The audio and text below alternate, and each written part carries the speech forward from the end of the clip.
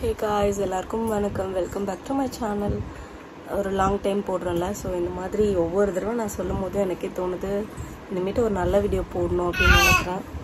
But என்னால் போட முடியல பிகாஸ் ஆஃப் மை ஹெல்த். பாப்பா பிறந்து இதோடு 7 month முடிய போகுது. பட் ஹெல்த் இன்னுமே ஃபிக்ஸ் ஆகலை. ஏதாவது ஒன்று மாற்றி மாற்றி வந்துகிட்டே இருக்குது. என்னால் ஒரு பீஸ்ஃபுல்லாக பழையபடி என்னோடய ரொட்டீன், என்னோடய ஒர்க்கு, எனக்கு பிடிச்ச விஷயம் அந்த மாதிரி எதுவுமே என்னால் பண்ண முடியல. இப்போது ஜான்வரியில் பாப்பா பிறந்தது. ஒரு 3 month நம்ம அலோபதி மெடிசன்ஸ் தான் ஃபுல்லாகவே எடுத்தோம். அலோபதி எடுக்கும் போது என்னாச்சு அப்படின்னா, சரி நடுவில் ஹெட்டேக் ஃப்ரீக்வெண்ட்டாக வர்றதுனால நம்ம கொஞ்ச நாள் டேப்லெட் ஒரு 1 or 2 days ஸ்டாப் பண்ணி பார்க்கலாம், எப்படி இருக்குது பார்க்கலாம் அப்படின்னு பார்த்து ஸ்டாப் பண்ணேன். பட் 2 days ஸ்டாப் பண்ண உடனே பயங்கர ஹெட்டேக், என்னால் தாங்கவே முடியல. சரி என்ன பண்ணலாம், இந்த மாதிரி டேப்லெட்டுக்கு நம்ம அப்படியே அடிக்ட் ஆகிட போகிறோம். ஏன்னா அவங்க சொல்லும் ஃபஸ்ட்டு 1 month போடுங்க, ஹெட்டேக் வராமல் இருக்குன்னு சொன்னாங்க. இது நார்மல் மைக்ரேன் ஹெட்டேக்கும் கிடையாது. அது பாப்பா பிறந்தப்போ நமக்கு போஸ்ட் டெலிவரி ப்ரெஸ் சிண்ட்ரோம் அப்படின்ற மாதிரி, இடிமா அப்படி சொன்னாங்களே, அந்த இஷ்யூ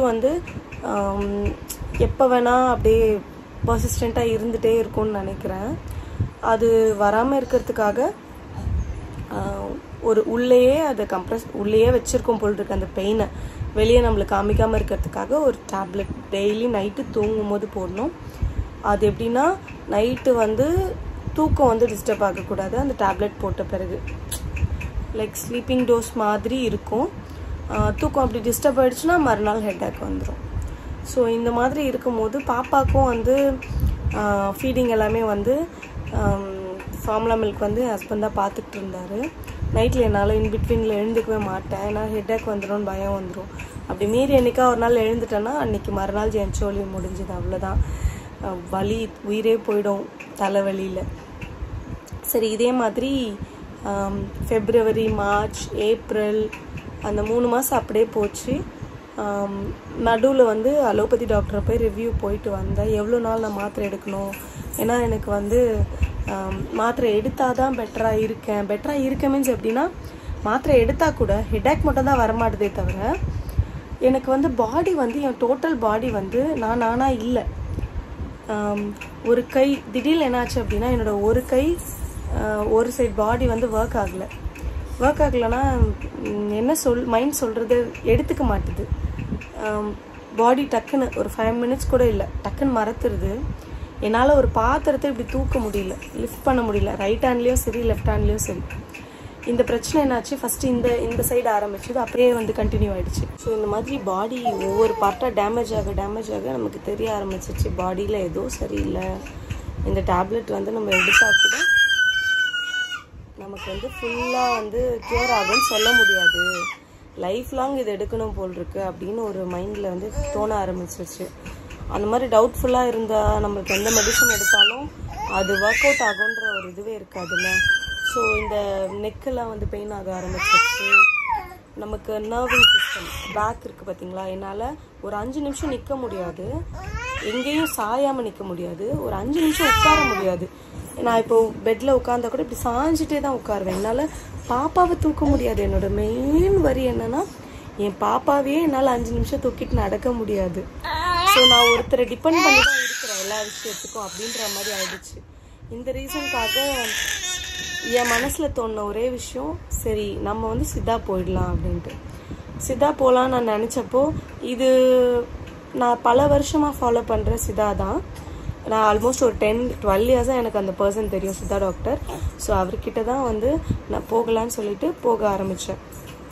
கரெக்டாக May month அவர்கிட்ட போகிறேன். இந்த மாதிரி எனக்கு என்ன ப்ராப்ளம் தெரியல, இப்படிலாம் இருக்குது அப்படின்னு சொன்னோன்னே, அவர் பேக் போன்லாம் பயங்கரமாக ரொம்ப கம்ப்ரஸ் ஆகியிருக்கிறதுனால பெயின் அதிகமாக இருக்குது. மசில் டைட்டாக பிடிச்சிருக்கிறதுனால உங்களால் பாடியில் எந்த மூமெண்ட் பண்ணாலுமே பெயின் இருக்குது. என்னால் இப்படி திரும்ப முடியல, வலிக்குது, குனிய முடியல, வலிக்குது, கழுத்தை தூக்க முடியல, வலிக்குது, எது பண்ணாலும் வலிக்குது, லைக் அ ரோபோ நான் இருந்தது.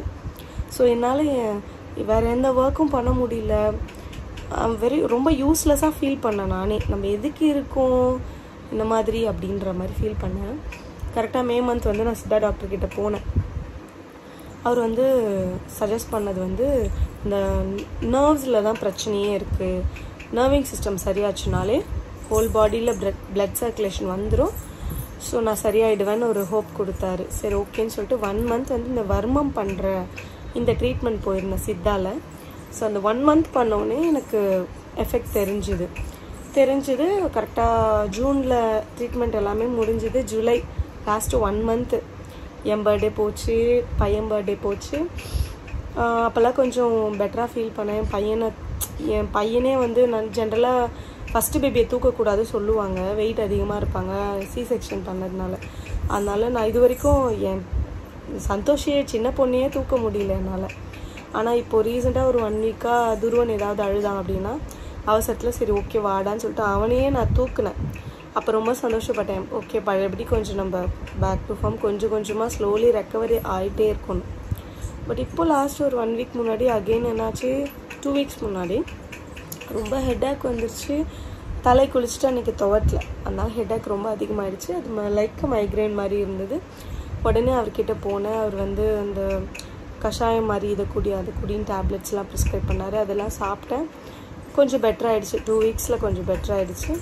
இப்போ அகைன் ஒரு 2-3 டேஸ் முன்னாடி துருவன் ஸ்கூலில் கொண்டு போய் விடுறேன். துருவன் ஸ்கூல் போட்டாச்சு இந்த வருஷம். ஸ்கூல் கொண்டு போய் விட்டுட்டு ஆஃப்டர்நூன் கூப்பிட்டு வரலான்னு போனேன். அப்போ வீட்டில் என்னாச்சு, நான் சாப்பிடல. வெயிலில் வந்து நான் சாப்பிடாம டக்குன்னு போயிட்டேன். அவனை கூப்பிடுறதுக்கு போயிட்டு நான் வீட்டுக்கு அவனை கூப்பிட்டுட்டு வந்ததுக்கப்புறம் எனக்கு என்ன ஆச்சுன்னா ஃபுல்லாக ஹெட்டேக்கு. என்னால் என்னடா இது அப்படின்னு பார்த்தா என்னால் தாங்கவே முடியல அந்த ஹெட்டேக்கு. அப்படியே படுத்தவ தான் எனக்கு வழியில். அதுக்கப்புறம் உடனே ஃபோன் பண்ணி கேட்குறேன் இந்த மாதிரி சித்தா டாக்டர்கிட்ட. அவங்க வந்து என்ன சொன்னதுன்னா கிராம்பு 10 ஜென்ரலாக தலைவலி வந்துச்சுன்னா உடனே கிராம்பு அரைச்சி அதை தண்ணியில் குழப்பி 10 மாதிரி போட்டால் உடனே கேட்கும்னு சொல்லுவாங்க. அதனால கிராம்பு 10 தான் போடுவேன். அது போட்டேன். அது போட்டுமே வந்து பெயின் இருந்துகிட்டே இருந்தது. ஃபீவர் வந்துருச்சு. ஃபீவர் வந்தோடனே பயமாயிடுச்சு, என்னடா ஃபீவர் வந்துருச்சு, 1 or 2 போச்சு. உடனே ரசம் சாதம் சாப்பிட்டுட்டு தூங்கிட்டேன். சாட்டர்டே கொஞ்சம் பெட்டராக இருந்துச்சு. ஓகே அப்படின்னு பார்த்தா சாட்டர்டே மத்தியானத்துக்கு அப்புறம் அகெயின் வந்து தலைவலி ஆரம்பிச்சிருச்சு, பாடி பெயின் ஆரம்பிச்சிருச்சு, பயம் வந்துருச்சு. பார்த்தா ஃபீவரு. சண்டேவும் ஃபீவரு. கண்டினியூஸாக அந்த மாதிரி ஃபீவர் இருக்கவே இருக்காது எனக்கு. சரி அவர்கிட்ட உடனே கால் பண்ணி அப்பாயின்மெண்ட் கேட்டு அவரை போய் மீட் பண்ணேன். போய் பார்த்த உடனே ஏன் ஸ்ட்ரெஸ் ஆன அப்படின்னு கேட்டார். அவர் என் நாடியை பிடிச்சி செக் பண்ணிவிட்டு. இப்போ எல்லாம் என்ன ஆகுது, ரீசன்ட் டேஸில் என்ன தோணுது எனக்கு, நான் ஓவர் திங்க் பண்ணுறேன். ஒரு சின்ன விஷயம் ஏதாவது ஒன்று பார்க்குறோம், அதே மைண்டில் ஓடிட்டே இருக்குது. எங்கெங்கெங்கெங்கோ எதோ விஷயம்லாம் மைண்டில் வந்து நம்மளுக்கு வந்து ஏதோ ஒன்று பேசிகிட்டே இருக்குது மைண்டு. ஆனால் என்னால் ரிலாக்ஸாக இருக்க முடியல. அவர் எனக்கு சொன்ன ஒரே விஷயம் மெடிடேஷன் பண்ணேன். எதை பற்றி யோசிக்காத, ஸ்ட்ரெஸ் எடுத்துக்காத, ஃப்ரீயாக விடு, ஏன் ரொம்ப போட்டு உன்னையே நீ வருத்திக்கிற, எதை பற்றி யோசிக்காத. இந்த பெயினில் என்னாச்சு அப்படின்னா எனக்கு ஃபுல்லாக இந்த ஃபீவர் வந்துட்டு பேக் ஃபுல்லாகவே பெயின் ஆக ஆரம்பிச்சிச்சு. பாடி பெயின் பயங்கரமாக தாங்க முடியல. இந்த ரைட் சைட் பாடி இருக்குது பாருங்கள், இந்த பிரெஸ்ட்டு, இந்த வயிறு, இந்த ஷோல்டர் எல்லாமே பயங்கர பெயின் ஆக ஆரம்பிச்சிருச்சு. அப்போ வந்து ரொம்ப பயந்துட்டேன், எனக்கு ஏதோ ஆயிடுச்சு அப்படின்னு. ஏன்னா ஒரு மாதிரி இழுக்குது, ஒரு மாதிரி குத்துது, வலிக்குது, என்னால் படுக்க முடியல, என்னால் பிரேஸு கூட போட முடியல, அந்த மாதிரி ஒரு பெயின். அப்போ தான் ரொம்ப ஃபீல் பண்ண ஆரம்பிச்சிட்டேன். அவர்கிட்ட போய் இப்போ அவர் சொன்ன ட்ரீட்மெண்ட் தான் ஃபாலோ பண்ணிகிட்ருக்கேன். ஸோ சீக்கிரமாக சரியாயிடும் நம்புகிறேன். இதை உங்கள்கிட்ட ஷேர் பண்ணணும்னு தோணுச்சு, அதனால ஷேர் பண்ணுறேன். தேங்க்யூ ஸோ மச் ஃபார் வாட்சிங் திஸ் வீடியோ. நான் கூடிய சீக்கிரம் சரியாகணும்னு நான் ப்ரே பண்ணிக்கிறேன். ஸோ நீங்கள் எல்லாருமே எனக்கு சப்போர்ட் பண்ணுவீங்கன்னு எனக்கு நினைக்கிறேன். Thank you so much. See you. Take care. Bye-bye.